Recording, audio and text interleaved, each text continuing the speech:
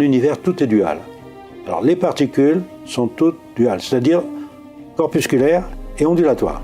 Nous sommes un assemblage de particules. Nous avons des énergies de pensée. Notre temps est une succession de temps perceptibles séparés par des temps imperceptibles.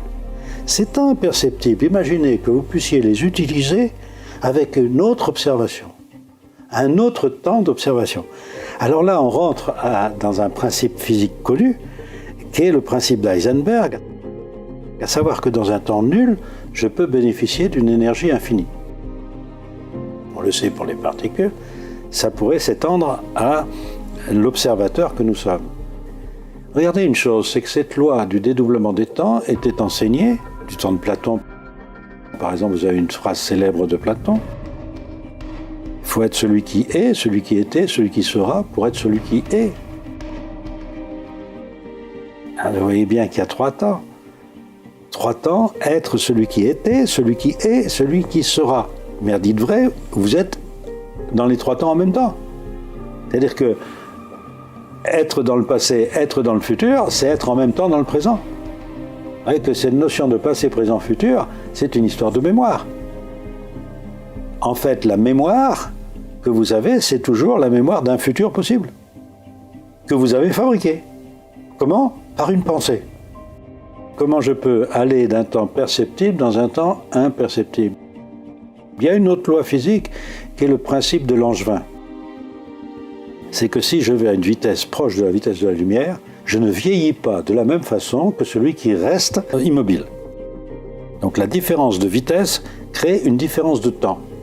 Or, nous avons, nous, un corps dual, c'est-à-dire que nous avons un corps physique que nous connaissons, un corps énergétique qui dédouble ce corps physique, qui en fait informe ce corps physique, et c'est lui qui va chercher l'information.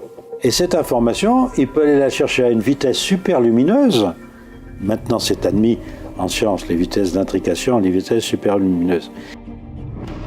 Et allant chercher l'information dans un temps complètement différent, il peut prendre le temps de connaître des tas de choses. Il revient en moi. Ce corps énergétique, c'est moi, c'est pas un double, c'est moi, et donne à mon corps physique toutes les informations nécessaires que je décode, moi, ici, dans ma vie, et ça me pousse à faire des tas de choses. Donc je vais d'une réalité dans une autre réalité temporelle. Le problème, c'est que chaque fois que je pense quelque chose, je fabrique ce potentiel. Ce potentiel, je ne suis pas obligé de le vivre, mais il appartient à tout le monde.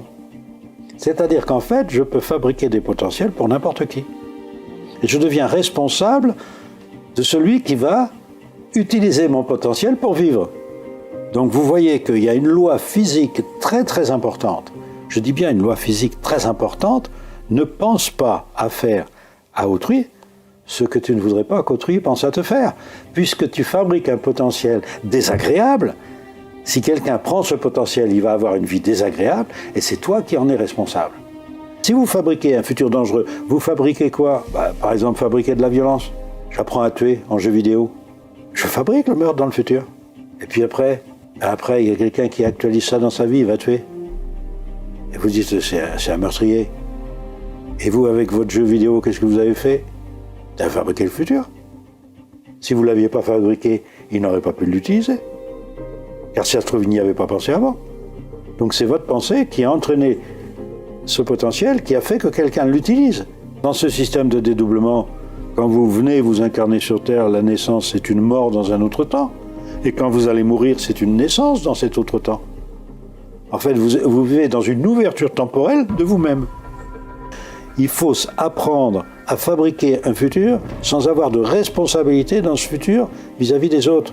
Notre but sur Terre est de n'avoir aucune responsabilité dans ce futur, de façon que les gens qui vivent sur Terre aient la meilleure vie possible. Le futur est à la mesure de pensée de l'humanité. Regardez ce que l'homme pense, c'est son futur. Si vous pensez de travers, vous fabriquez un potentiel de travers que vous pourrez utiliser. Si vous pensez des choses valables, que n'importe qui peut utiliser sans problème, alors vous pensez à faire à autrui ce que vous aimeriez qu'autrui pense à vous faire. Et de ce fait, vous n'avez aucune responsabilité dans la vie des gens, dans le malheur des gens. Par contre, vous avez peut-être une responsabilité dans le bonheur des gens, si ce que vous fabriquez permet de mieux vivre.